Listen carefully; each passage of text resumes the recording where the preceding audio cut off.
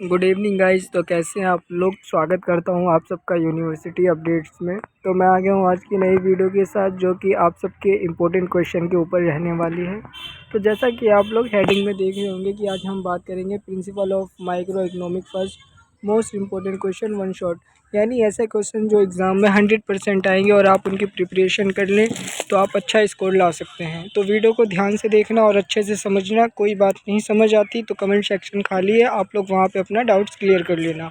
और भी नए MCQ टाइप मतलब शॉर्ट क्वेश्चन यानी मोस्ट इम्पोर्टेंट क्वेश्चन अपने सब्जेक्ट के लेना चाहते हैं तो कमेंट सेक्शन में ज़रूर बता देना। मैं जल्द से जल्द उन क्वेश्चन को प्रिपेयर करने की कोशिश करूँगा और आप तक लाऊँगा। तो चलिए वीडियो स्टार्ट करते हैं। वीडियो अच्छी लगे तो वीडियो को लाइक ज़रूर करना और हमारे चैनल को सब्सक्राइब करना। तो ये जो क्वेश्चन मैं आपको बताने वाला हूँ ये DO सोल लैब अकॉर्डिंग है, जो कि मेरे द्वारा बनाए गए हैं खुद के। तो हमारा पहला क्वेश्चन है, आप लोग स्क्रीन पे दिख रहा होगा यहाँ पे टोटल 10 क्वेश्चन बनाए हैं। तो जो पहला क्वेश्चन है हमारा, PPC क्या है, इसके नीचे की और दाई ओर झुकता है। ये नीचे की और दाई ओर झुकता है, यानी इंग्लिश मीडियम वालों के लिए what is PPI, what does the slope towards the rights, यानी PPC क्या है उसके बारे में बताना है और नीचे की और दाई ओर क्यों झुकता है उसके बारे में आपको बताना है। तो ये आप पढ़ लेना। दूसरा क्वेश्चन हमारा बनता है एकात्मक प्रतिस्पर्धा को परिभाषित कीजिए और लंबी अवधि को फ़र्म की संतुलन स्थिति की व्याख्या कीजिए। यानी जो आपकी एकात्मक प्रतिस्पर्धा है उसको परिभाषित करना है, उसकी जो यानी लंबी अवधि है उसको एक्सप्लेन करना है आप सबको। और उसके बाद इंग्लिश मीडियम वालों के लिए define the monopolistic competition, explain the long run equilibrium of the firm under it. तो ये आप पढ़ लेना, मैं हिंदी मीडियम में आप लोगों को समझा दे रहा हूँ। क्वेश्चन थर्ड हमारा बनता है पूर्ण लाभ और तुलनात्मक लाभ का एक संक्षिप्त टिप्पणी लिखें। यानी आपको एक्सप्लेन करना है कि पूर्ण लाभ क्या है और तुलनात्मक लाभ क्या है, जो कि आप लोगों की बुक में होगा, आप लोगों ने पढ़ा होगा। चौथा क्वेश्चन हमारा बनता है मूल्य उत्पादन वितरण और खपत को नियंत्रित करने में सरकार की भूमिका की व्याख्या करें। यानी आपको बताना है जो मूल्य उत्पाद और वितरण है, यानी जैसे आप कोई चीज़ खरीदते हैं तो उसकी जो मूल्य प्राइस होता है वो कौन निर्धारित करता है कि आपको जैसे एक आपने बिस्किट लिया ये 10 रुपये का, तो उसको कौन डिसाइड करता है ये 10 रुपये का बिकेगा, सरकार कैसे करती है, क्या क्या प्रोसेस है उसका, उसके बारे में आपको यहाँ पे डेफिनेशन देनी है। क्वेश्चन पाँचवा आपका आता है संतुलन उत्पादन और पूर्ण प्रतिस्पर्धा तथा एकात्मक प्रतिस्पर्धा के तहत मूल्य की तुलना करें।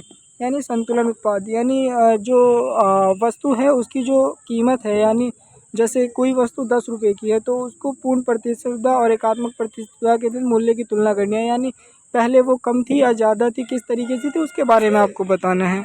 तो इन सब के आंसर आप लोग ChatGPT पे क्वेश्चन को टाइप कर देना, आपको उनके आंसर मिल जाएंगे। उसके बाद छठा क्वेश्चन हमारा आता है एकात्मक प्रतिस्पर्धा क्या है, इसे पूर्ण प्रतिस्पर्धा की तुलना में समझाएं। यानी जो पांचवा और छठा क्वेश्चन है ये सेम है, बस आपको एग्जामिनर अलग अलग तरीके से पूछ सकता है। और हमारा जो छठे का बी पार्ट आता है अथवा का, एकाधिकार बाजार क्या है, आपको एग्जामिनर इस तरीके से भी पूछ सकता है। इसकी विशेषता और मूल्य निर्धारण की प्रक्रिया समझाएं। यानी जो हमारा छठा और ये क्वेश्चन है ये दो तरीक़ों से पूछ सकता है आपसे एग्जामिनर, तो आप दोनों ही प्रिपेयर कर लेना।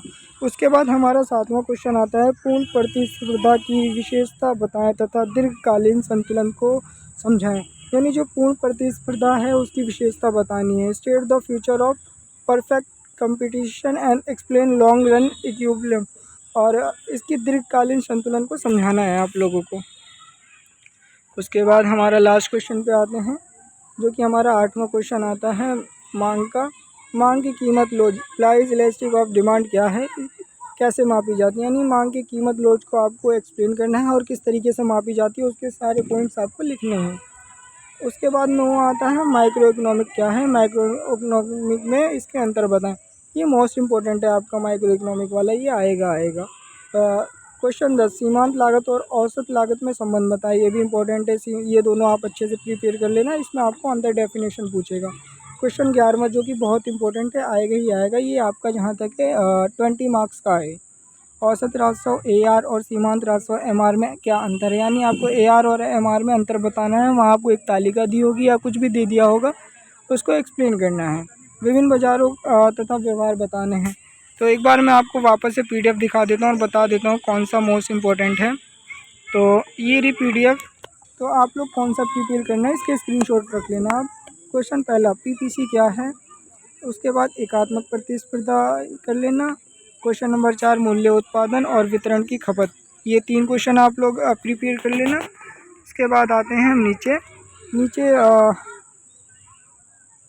ये वाला एकाधिकरण वाला क्वेश्चन 6, ये अच्छे से रेडी कर लेना और 8वां रेडी कर लेना। ये आपके 5 क्वेश्चन हो गए। उसके बाद लास्ट के जो आपके 3 क्वेश्चन हैं, जैसा कि 8वां, 9वां, 10वां, 11वां, ये सारे के सारे मोस्ट इंपॉर्टेंट है, इन्हें आप अच्छे से प्रिपेयर कर लेना। तो ये जो क्वेश्चन थे principle of micro economic students के थे।